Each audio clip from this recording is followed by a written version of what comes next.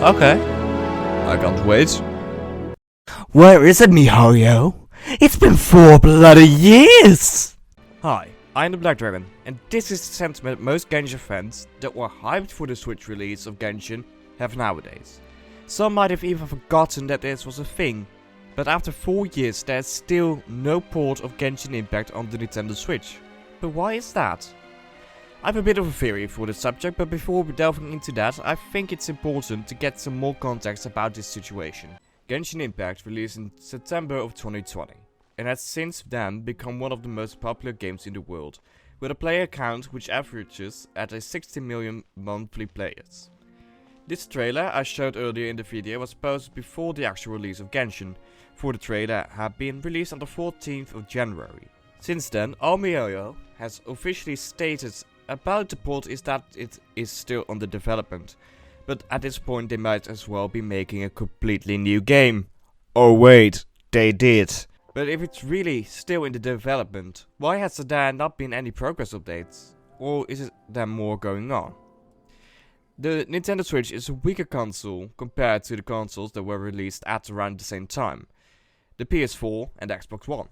Though its main selling point is its portability as well as being able to be used as a traditional game console, which resulted in selling over 143 million units, which would mean a possible even larger player base for Genshin if the port was released.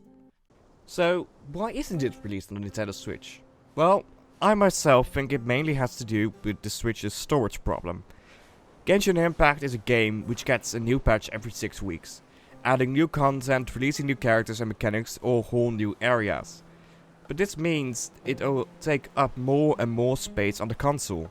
The base Nintendo Switch only has 32GB of storage, which is partially used by the system itself. And it just so happened that depending on which console or device you download the Genshin on, version 1.0 of the game would take up between 8 to 30GB of storage. Even now, as of version 4.7, that being the latest information I could find, the amount of storage space the game takes up on the PlayStation and PC is between 60GB to 90GB, while mobile devices it's between 20 to 28GB. And that while we are just over halfway through the story and entering into 5.0, which means that by the end of the story, the storage space Genshin takes up will most likely exceed the 32GB by a landslide. This is of course presuming the port would be more like the one for mobile devices than for the console.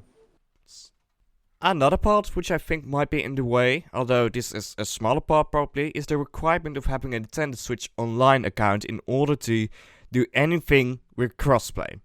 Which would mean that without it, you cannot do anything in co-op, which isn't inherently bad, but still might be a problem for getting Genshin to the Nintendo Switch. Though Genshin is mainly a single player game, it does also have certain features which incentivize the players to use co-op. Think about Invocation TCG for an instance.